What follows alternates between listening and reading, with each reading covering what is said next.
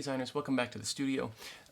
This week what we're going to focus on is what I'll call some level 2 folds. We spent quite a bit of time in the Paul Jackson text doing 1, 2, 3 practices or so, and then we worked on sort of an iteration piece. I want you to keep thinking about those iterations because it's a really important part of how we will approach design all semester, is being introduced to fabrication methods, introduced to new materials, and then always kind of thinking about what you might bring to the process that your teacher didn't bring to the process, right? So this week we're going to add some complexity. You'll need your folding tool. We use some sandpapers to kind of gently work down the tip of our popsicle sticks, and then all the way from, say, like a coarse 120 grit to 224, and we kind of polish the ends with even some 800 or 1000 grit sandpaper. You're going to find this folding tool to be really handy moving forward with our complex patterns. If you don't want to work up your own version of the tool that's got a polished wooden tip, one of these bone folders that's relatively easy to find on Amazon from $7, $8, something like that, is going to be indispensable. The bone folders have a much harder tip to them, so they won't wear out as fast. For what we're going to do, a handful of folds, your maple popsicle sticks will work just fine. But you'll see me use the bone folder in this tutorial for a method that actually replaces the sort of markings that we used to use the pencil for. So more than just kind of ease of getting into tight areas, especially for these really intricate folds, but also a way to eliminate the graphite lines for our final folds. What we're going to do is use another text that Paul Jackson produced. His cut and fold for pop-up is great. There's a lot of really interesting stuff, kind of especially toward the back of this text, that we're not going to get into, at least not right away. Specifically stuff like freeing the folded edge. But we're going to get into a different Paul Jackson text, which I'll make a few pages available to you. His sheet to form text, and I've got a few examples laid out today here in this tutorial, and we'll kind of walk through 2 or 3 examples, and then you'll have an opportunity to do an iteration again of one of these basics. So let's get into it. If you haven't already done so, get yourself some 5x7 pieces all cut out. We'll need this orientation for our first few practices, and then we'll use some square pieces later on for our later folds. The first exercise that we're going to work through is what Paul Jackson calls folded pleats, and we're going to do a 1/4 inch pleat. And this is just going to kind of get you guys working on a much smaller scale than maybe you've been working so far. The pleats that I have laid out here as an example are laid out in a 1 inch pleat. That would be a 1 inch space in between. This would be a 1/2 inch pleat, 1/2 inch in between each fold, and then this would be a 1/4 inch in between each fold. And what I want you guys to work up is the smallest pleats that you can get. A 1/4 inch is what my basic expectations are. And we'll also use our bone folder in place of a pencil to pre-mark our folded piece of paper.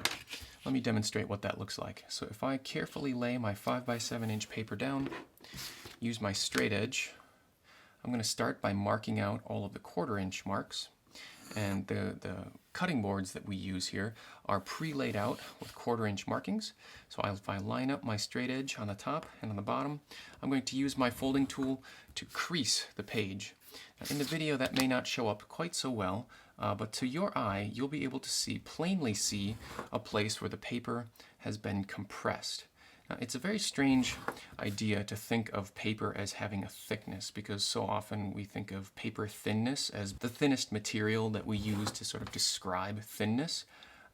But paper is actually a fairly thick material. It's thick enough that I can compress it, and a compressed spot in the paper not only is visible, so it replaces the graphite line, which I otherwise might need, and oftentimes smudges really big, makes really big smudges whenever I try to fold it. But it also doesn't help me fold the paper. By compressing the paper at each one of these 1/4 inch marks, I've given the paper a place, a weakness, so to say, a weakness where it's going to want to crease right along those. So I've got my 1/2 inch marks laid out. Now I need to very carefully line this back up on my grid and mark out the 1/2 of a half, or the 1/4 inch marks. Now, you could do this with a ruler if you happen to have a ruler handy with 1/4 inch markings, I'm going to use the cutting mat, which is divided into these dot grids. So if I kind of keep working horizontally here and I carefully kind of read my dot patterns in between these squares, each one of these half-inch squares is divided into 1, 2, 3, 4, 5, 6, 7, 8, 9, 10, or 1/10 of an inch measurements.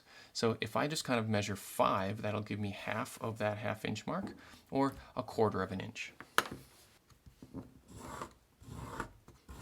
So in this part of my paper, I've got my 1/4 inch marks laid out. For your exercise, I want you to kind of do a 1/4 inch mark all the way across your paper. For my demonstration, I'll just do this basic bit. Now I'll use the straight edge to kind of encourage the paper to crease right along those folds that I've already laid into the page. Because I've compressed the paper right along those folds, the paper will automatically want to fold in that weakness.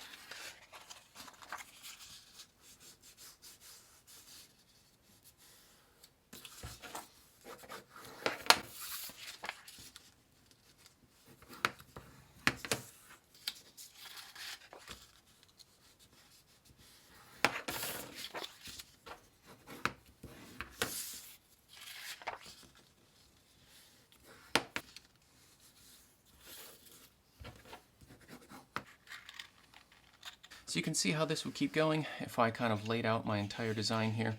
What I would like for you guys to do for your very first exercise in level 2 folding is to work up a nice and precise 1/4 inch corrugate or 1/4 inch pleat. Now before I wrap this tutorial up, we're going to introduce one more exercise that we'll call it our kind of second day or our day 2 exercise, and that's going to involve a pleat of a similar kind, but this is going to be a square-edged pleat. So you'll need a piece of 5 by 7 inch paper prepped for this one. So to begin our square-edged pleat, or what we might just call kind of an extrusion, we're going to have 4 folds, and they're all going to be fairly close together, and they're going to kind of allow for this sort of square-edged wave that cuts through the paper. I'll tip my paper to the side here, that way I can make use of the vertical markings of the cutting board. And instead of drawing it in with the pencil again, I'm going to lay my creases in with the bone folder tool. My first square wave will be a 1/2 inch square wave. I'll make 1, 2, 3, 4 folds. And while I'm at it, before I kind of finish this, I'm going to lay a parallel fold down right next door. This one is going to be a 1/4 inch square wave. 1, 2, we'll mark those at the 1/2 inch marks and then go back in and hit the halfway mark using the little dots.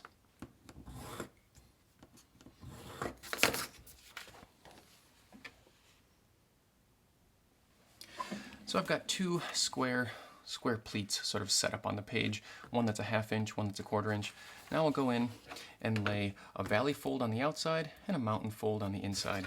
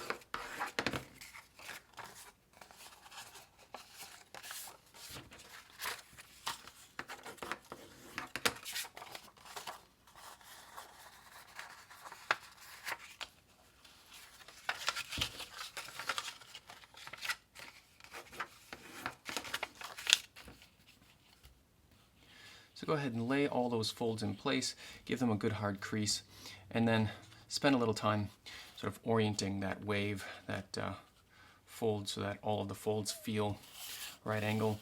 That's a 1/2 inch pleat. I'm going to go right next door here and do my 1/4 inch pleat in the same way.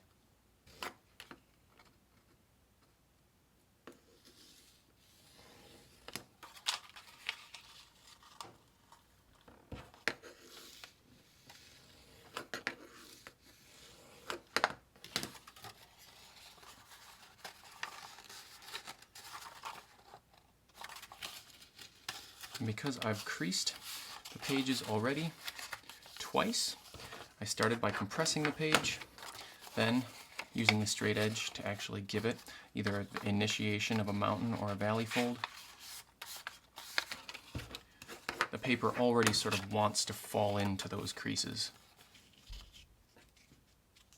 So for our first two exercises in this new sort of level 2 fold, we're really working on the nice, tight, detailed carving that you can do using the straight edge and the bone folder. So work up a nice kind of triangular, hard-edged folded pleat or corrugate, and then work up an exercise in square-edged pleats. I'll see you guys in the studio.